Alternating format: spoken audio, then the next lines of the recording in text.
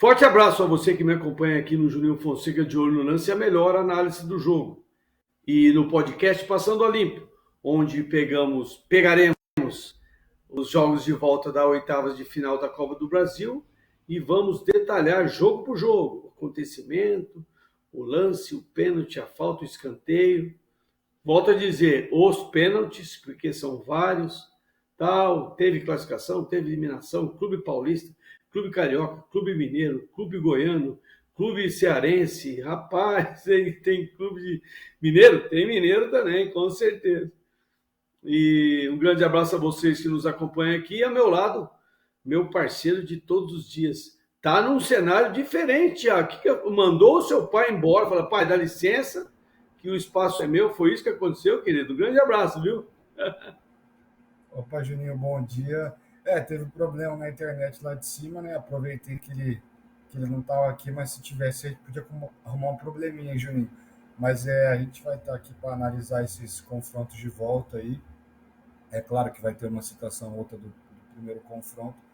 E aí tem surpresa também, é claro, tem polêmica, igual sempre tem no torneio mata-mata, né? Isso a gente já está acostumado.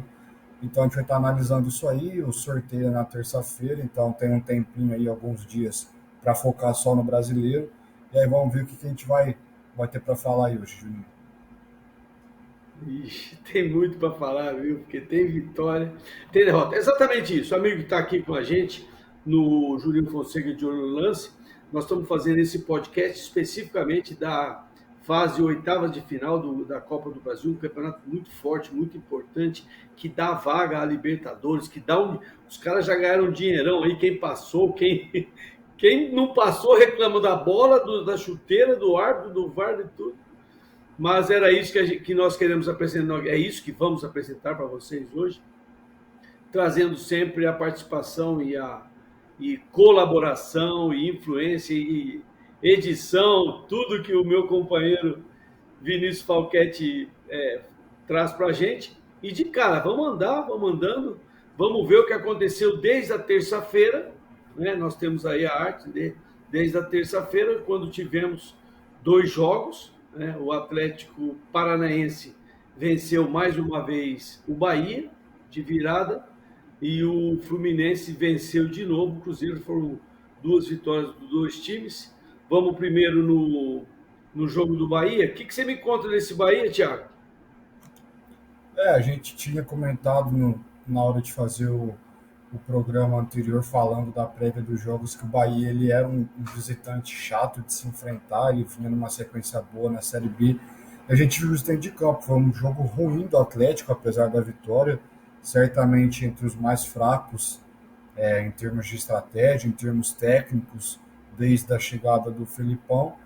E o Bahia abriu o placar, né? Tava o jogo indo para os pênaltis até a reta final. E aí é um gol que eu particularmente acho uma falha gigantesca, coletiva, porque o gol do Atlético sai no escanteio que a bola vem cruzada na meia altura, né? Então, quando tem gol de cabeça, de vez em quando tem uma falha ou outra, né? Mas de vez em quando é mais mérito do cobrador e do cara que finaliza, mas quando a bola vem meia altura, assim, para mim não tem muita explicação. E aí acaba virando aquele caldeirão que a gente está acostumado na Arena da Baixada, tudo muito perto do campo. E aí começa a juntar tudo, a ansiedade do Bahia por precisar fazer o gol, a velocidade da bola que corre mais rápido no estádio do Atlético, a pressão da torcida e os espaços que o Atlético tem. Aí o Atlético consegue o segundo gol para fechar de vez e eliminar as chances do Bahia, que eu acredito que fez um bom torneio no geral, né? O Atlético sofreu um pouco mais do que precisava nos 2 jogos, né? No primeiro os 2 saiu atrás, os 2 foram de virada. Então, sofreu um pouco mais do que precisava, mas é uma classificação que fortifica muito o time do Atlético, o momento do Atlético, né, que tinha perdido a invencibilidade contra o Goiás no final de semana, mas fortifica demais essa fase do Atlético para dar sequência aí, não só na Copa do Brasil, mas no restante da temporada. Exatamente. Davó fez 1-0 com 4 minutos, depois somente no segundo tempo o Atlético fez esse gol aos 32 de Eric, que você comentou, o lance de escanteio. Onde é que o cara vai jogar a bola do escanteio, né, Thiago? Eu vou jogar a bola do escanteio lá, ali, perto da primeira trave, no meio, entre as duas traves, no pênalti, vou jogar na segunda trave, alguma coisa eu vou fazer, mas vou jogar para a área. Então, eu acho que o Bahia dormiu aí, um lance de bola parada, que escanteio é mais fácil marcar escanteio do que marcar falta lateral, porque a falta lateral tem a bola que cai perto do goleiro, cai lá atrás, e o escanteio não, ela cai no mesmo lugar. E o Atlético sofreu, você falou muito bem, o Atlético Paranaense sofreu um pouco mais, porque só aos 48 o Rômulo, de novo esse cara, hein? Esse é aquele Rômulo que outro dia fez o gol da virada, hein? Tô de olho nesse moleque. E fez 2-1, 48 do segundo tempo, consolidando a classificação do Atlético Paranaense, que é um time que já tem uma conquista nesta Copa do Brasil, uma conquista recente, eu acho que foi 2019, algo assim, e passou com certa facilidade. O Fluminense passou com facilidade, Thiago, no jogo. Fluminense 3, Cruzeiro 0 no Mineirão. Esse número aí não é muito grande, não, Thiago? O que você me diz? Eu acompanhei o jogo, eu estava com a expectativa de que fosse um jogão e realmente eu achei um jogo muito bom de se assistir. O placar não condiz com o que foi visto em campo. Foi um Cruzeiro que foi completamente diferente a estratégia do Maracanã. Foi um Cruzeiro que buscou, é claro, precisava do resultado, mas buscou o jogo desde o começo. Eu fiquei impressionado com a disposição física e tática dos jogadores do Cruzeiro. Eles, o jogo inteiro marcando alto, dobrando a marcação na saída, o que complica demais o estilo do Diniz, né? Foram poucos jogos que o Diniz não conseguiu encaixar o estilo dele desde que ele voltou ao Fluminense, e esse foi um deles. Só que aí a diferença técnica fica evidente, né? Apesar do Cruzeiro ter o Edu, que é um garoto com um belo futuro aí pela frente, é um cara forte, rápido, bom finalizador, tem bons jogadores, peca um pouco na hora da finalização, né? Então acabou que na reta final ainda estava precisando do gol para levar para os pênaltis, aí pesa a qualidade do Fluminense, pesa a qualidade de Arias, de Ganso, de Cano, e aí o Fluminense vai fazendo um gol atrás do outro. A torcida do Cruzeiro sabe que foi um jogo diferente do placar, ela não apoia, não canta depois dos gols, depois da eliminação à toa, porque sabe que o principal foco do time é voltar para a Série A e que se já está com 80% do caminho andado, então sabe que essa classificação ela era algo a mais, era um lucro, né, podemos dizer assim, e sabe que o time fez uma partida digna, apesar do placar. Então foi bonita também a reação do Mineirão, que estava maravilhoso, completamente azul, né, o azul celeste que o pessoal fala do Cruzeiro. O Fluminense classifica, é um fortíssimo candidato, na minha opinião, tá jogando muita bola, mesmo quando não consegue encaixar o seu melhor jogo, aconteceu, fez 3 gols. Então tem que ficar muito atento desse time do Fluminense e acho que dificilmente o Cruzeiro vai sentir esse baque para o restante da Série B. Sem dúvida, o Cruzeiro continua com as suas estrelas, 5 estrelas, uma delas é a intrometida, coisa interessante, e sem dúvida o que melhor deve absorver essa derrota de todos esses 8 clubes que foram eliminados é o Cruzeiro, porque segue firme e deve ser o maior barato, né, Thiago? O Cruzeiro, ele quer ser campeão da Série B, não quer nem saber. Depois os caras vão falar, não, mas vai colocar uma estrelinha cinza ao lado das outras estrelas, que o Cruzeiro é super campeão, né, de Campeonato Brasileiro, de Copa do Brasil, mas eu acho que o Cruzeiro, ele foi eliminado. Arias, atacante, aos 24 do segundo. Cano é um cano de torneira e tal, não é Queno não, fez direito. E o Natan aos 47 do segundo, os 3 gols que deram a performance, o Fluminense eliminando o Cruzeiro. Esses 2 jogos que nós falamos, Cruzeiro tem título aqui que não cala mais, e o Fluminense tem um título também de Copa do Brasil, que é muito interessante aqui. O Fluminense, sem dúvida, segue muito bem.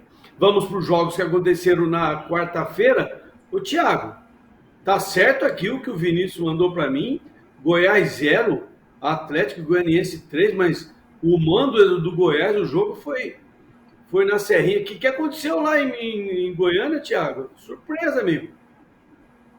Eu acho que depois de você empatar com o seu principal rival no torneio mata-mata jogando em casa, fora de casa, você gera uma expectativa muito grande, né? Não foi à toa que teve toda aquela festa na Serrinha, né? Programado uma grande festa, seria uma classificação histórica para qualquer um dos dois lados.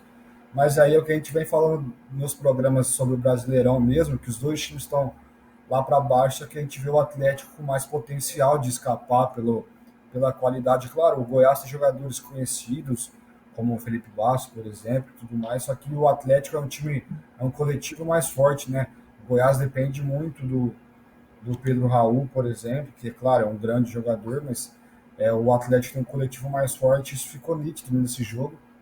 Mais uma vez o Wellington Rato participando muito bem, eu sempre comento dele quando a gente faz um destaque no Atlético, ele joga de coringa praticamente, né? Ele começa da direita, ele cai para a esquerda, ele cai para armar, cai dentro da área, então ele é um cara que agrega demais o time do Atlético. O Atlético está com a confiança gigantesca, né? Não é igual o Fortaleza, por exemplo, que está na última colocação, e aí foi eliminado da Libertadores, passou meio no sufoco. Não, o Atlético classifica na Sul-Americana de forma heróica, né, virando o resultado, elimina o maior rival na Copa do Brasil, e isso dá uma moral muito, muito grande para a sequência do brasileiro.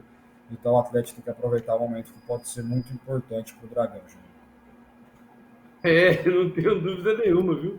Você trouxe uma informação aí mais do que interessante, né?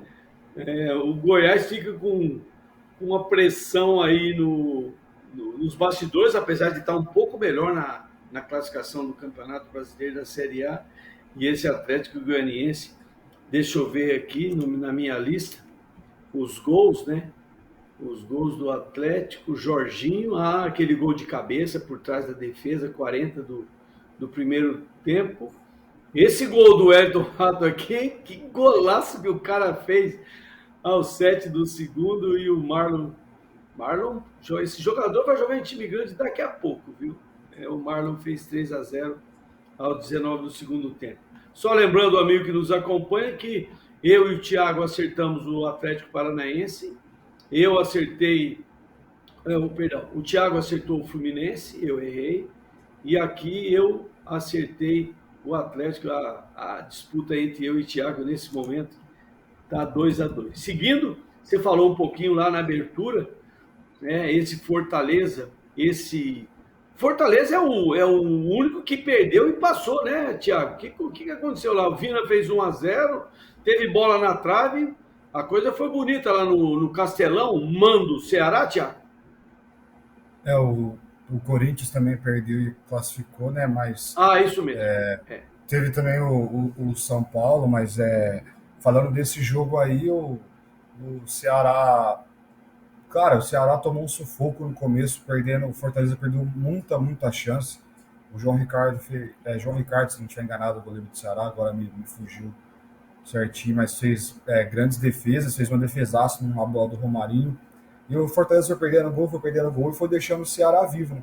E aí o Vina faz um gol, ele estava 2 meses sem marcar, ele faz um gol, ele bota fogo no jogo, e no final ele chora até depois do jogo, não só pela eliminação, mas também pela última bola, é uma bola que cai no pé esquerdo, que nem é o pé bom, não é o pé forte, o dominante do Vina. Ele acerta a travessão, é uma bola que se faz o gol, cara. Tem aquele negócio de que pênalti não é loteria, e realmente não é, pênalti é treinado, mas pênalti é muito psicológico, né? E se você toma um gol de empate, né, empate no agregado, né, o segundo gol do Ceará na última bola do jogo, o psicológico do pênalti é inteiro para o time do Ceará, ainda mais com o mando de campo, apesar das torcidas, da torcida do Fortaleza ter comparecido em peso, tinha mais torcedor do Ceará, então é um gol que poderia mudar muita coisa para os pênaltis, né? O Ceará é eliminado, não tem muito peso para a temporada do Ceará, né? Eu acho que o Ceará tem grandes possibilidades na Sul-Americana, vai fazer um grande confronto contra o São Paulo, então está vivíssimo em uma das competições. No Brasileiro ainda oscila um pouco, mas tem totais condições de sair dessa situação, então é uma eliminação que dói por ser eliminado, mas que não é uma coisa que vai afetar muito a temporada do time. Eu falo em termos psicológicos, eu acho que não vai sentir muito, porque quase conseguiu classificar, né, e está muito bem em outra competição, então agora é focar no brasileiro até nessas últimas 2 semanas aí do mês, né, praticamente, porque depois volta a Sul-Americana, porque se o Ceará consegue chegar na Sula contra o São Paulo já um pouco mais confortável no brasileiro, acho que é tudo que o torcedor quer. Então, classificação importantíssima para o Fortaleza, mas que, na minha opinião, ainda tem que ter muito mais atenção e dar muita mais importância para o brasileiro pela situação que o time se encontra, Júnior. Sem dúvida. O Ceará, na verdade, quando eu disse que ele perdeu, né, que ele venceu e não passou, né, porque em algum momento o Ceará teve o emocional de fazer o segundo gol, né? Isso que é muito interessante. Você tem 1-0, precisa de um segundo gol, fica aquela sensação, eu vou, o adversário vem, se eu tomo 1-1 não consigo, se eu faço 2-0, enfim, sem dúvida o Fortaleza, apesar da derrota, tem que tirar proveito e trazer, né, Thiago, levar para a Série A esse expediente aí de ter passado e tal. Você explicou muito bem o que é tudo isso. Na quarta-feira nós também tivemos que é isso, hein, Thiago? Rapaz, esse cara aqui, esse número 14 aqui do Flamengo, é aquele estrangeiro lá que já jogou no Cruzeiro, que fez o gol mais bonito de um campeonato aí. Tudo isso é o Arrascaeta ou o Flamengo, ele despertou, é um novo Flamengo que venceu o Atlético Mineiro 2-0 no Maracanã e espantou o Galo. O que aconteceu lá, Thiago? Foi. Certamente o Dorival ele consegue recuperar, eu acho que é a parte mais importante do esporte, que é a parte emocional, a parte psicológica. Eu acho que o Dorival ele consegue recuperar isso rapidamente no Flamengo, né? A vontade de estar jogando, de estar ali competindo. Isso fica nítido, né? Os últimos jogos do Paulo Souza com os jogos do Dorival, a diferença do elenco. E o Arrascaeta, na minha opinião, ele é especial, ele é muito diferente, ele é um cara que, na minha opinião, ele hoje é o melhor jogador do Brasil.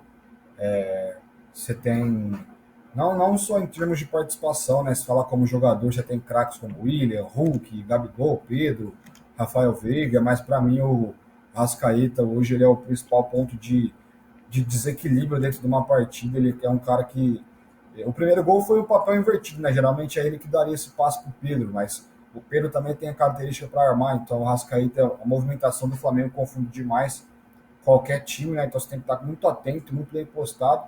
A defesa do Atlético já não é a mesma da temporada passada, já estava oscilando demais, tomando gol bobo.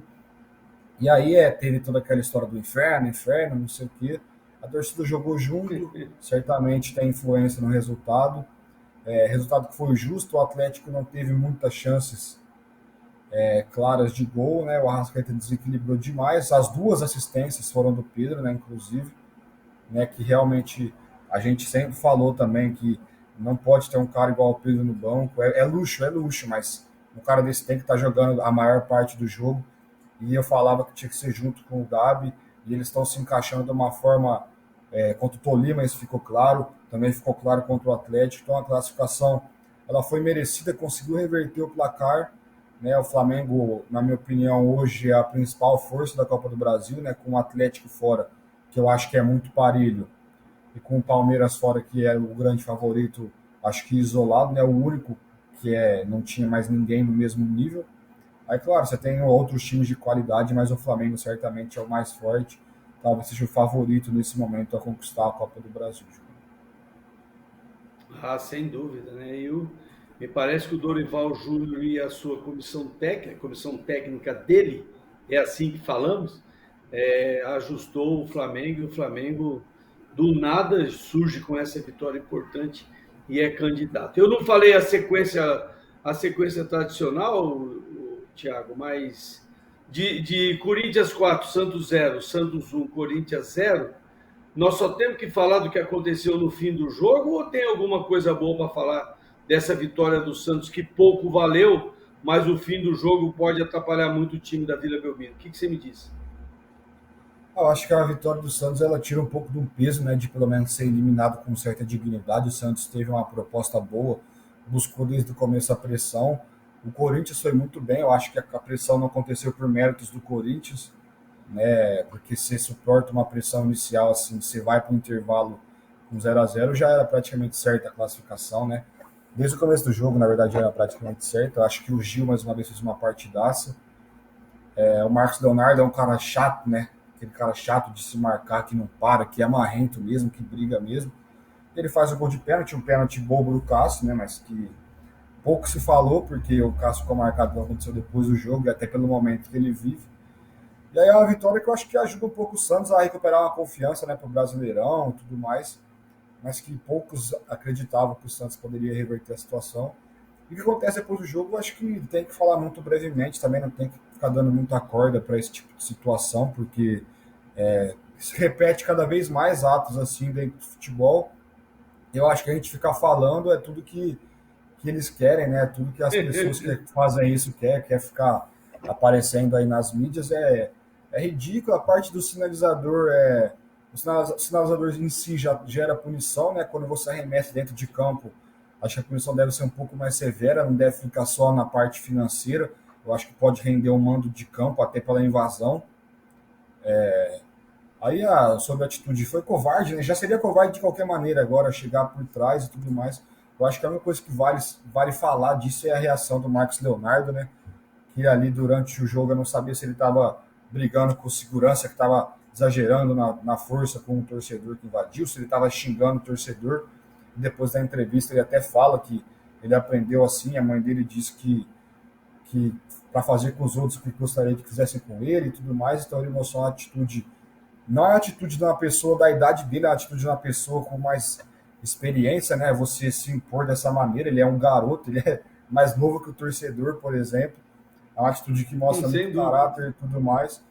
Sobre ele como jogador, ninguém discutia, né, que ele é o principal jogador do Santos, que ele é um craque, que ele tem um futuro brilhante, ele é um 9 moderno, é um 9 que faz um pouco de tudo.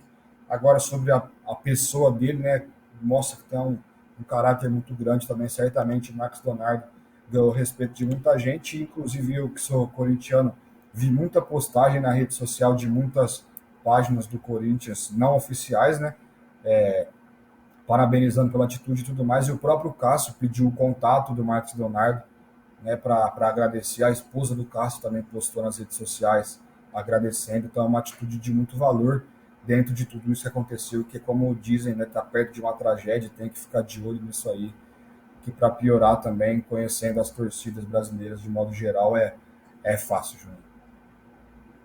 Sem dúvida, o que poderia ficar restrito ao jogo. O garoto fez um gol, o Santos pelo menos venceu para criar um ambiente positivo, como você disse. Perdeu o primeiro jogo de 4, mas ganhou e tal, não passou. Tudo isso fica-se um pouco atrás, porque o rapaz que se apresentou lá em campo, o torcedor, fez uma das maiores besteiras que ele podia fazer, vai ficar marcado pela besteira que ele fez e pela punição que o Santos poderá ter. O gol de Marcos Leonardo foi 21 do segundo tempo, na cobrança do pênalti que ele mesmo sofreu, mas quem passou à frente foi o Corinthians que segue. Lembrando que nesse momento, eu esqueci de dizer, está 4-3, eu acertei o Fortaleza, acertei o Flamengo e nós dois acertamos o Corinthians, ficou fácil. Tá? Meu amigo, eu estou ganhando de você, hein?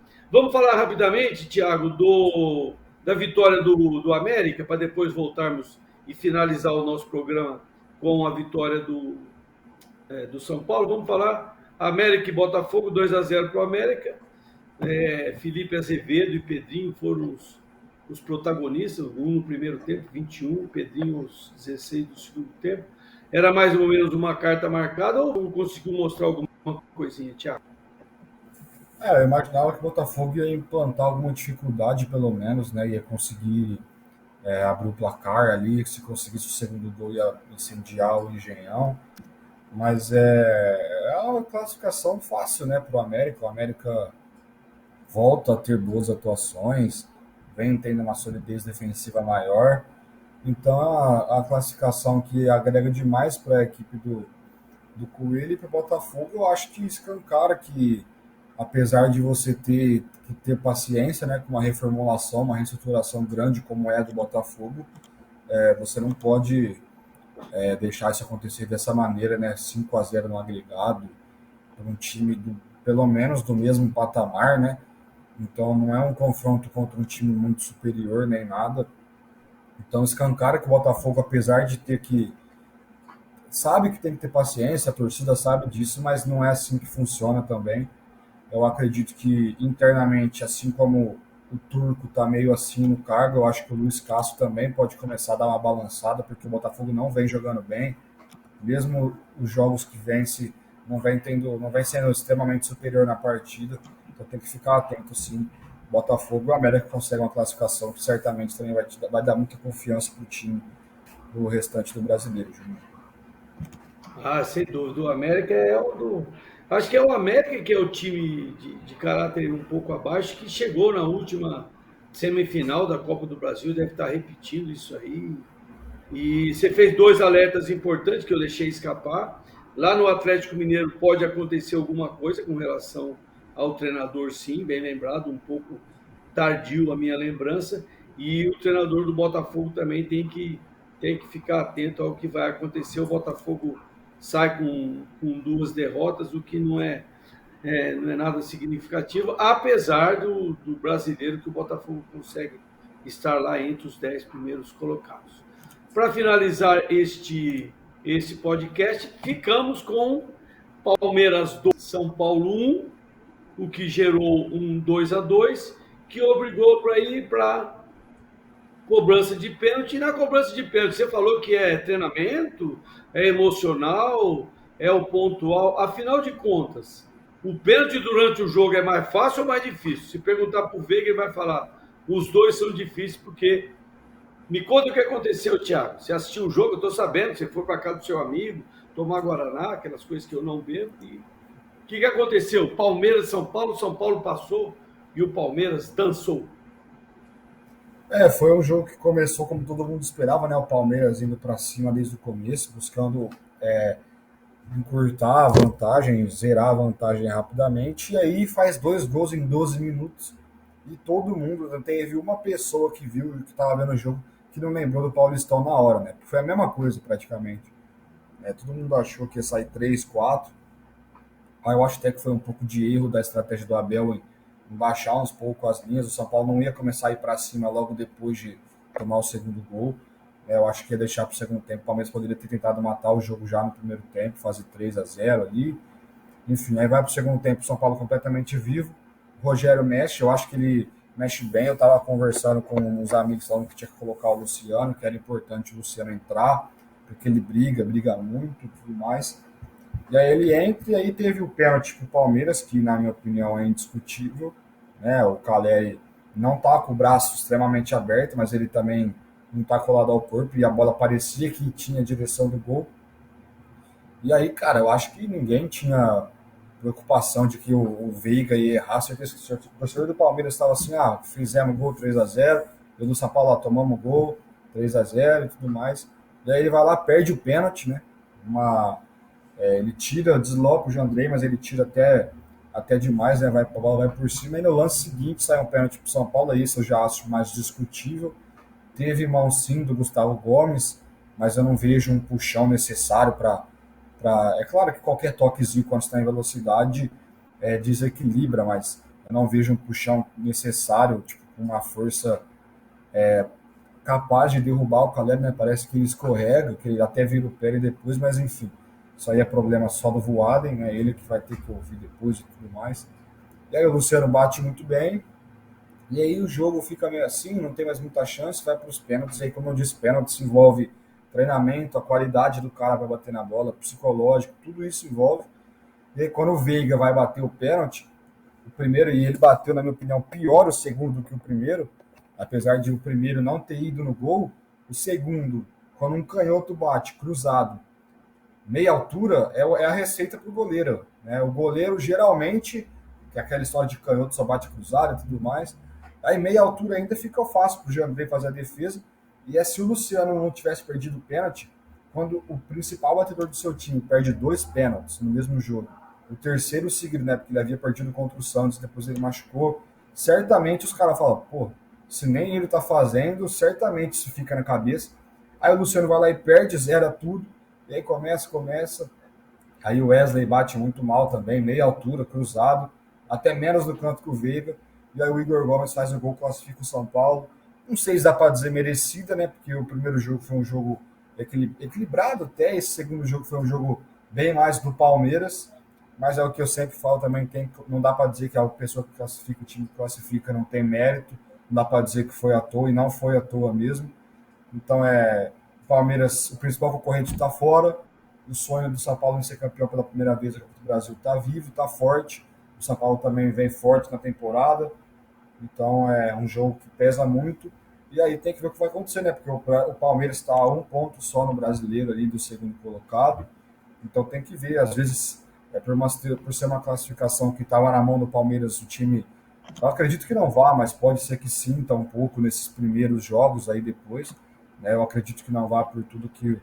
Toda a experiência do time, por tudo que o Abel já ensinou para esses jogadores, mas a gente não dá para saber, né? Isso aí acontece só dentro de campo para ver se eles vão sentir ou não. Mas então a classificação do São Paulo, merecida ou não, foi o São Paulo que classifica, o Palmeiras está fora. Meu amigo, eu vou te dizer, viu? Esse tal de cobrança de pênalti aí, rapaz, que coisa, né? E também a perspectiva do Palmeiras de ter um terceiro gol. Você fez uma abordagem muitíssimo interessante no momento que você tem um 2-0 com 12 minutos do primeiro tempo e você tem mais um montão de tempo para atravessar para o outro lado e o adversário é um gigante na sua frente, não pode vacilar. Talvez o Palmeiras deveria ter ido em busca muito, muito, muito de um terceiro gol para lhe dar uma condição de até sofrer um gol e não passar. Foi uma surpresa que nós dois jogamos no Palmeiras como favorito e o Palmeiras não passa e o São Paulo passa. E vou te dizer, Thiago, põe o São Paulo numa lista especial aí, que o São Paulo não tem esse título, né? Vai correr atrás desse negócio aí. Vai correr atrás. O Vinícius tem uma arte dos times que passaram, vamos tocando.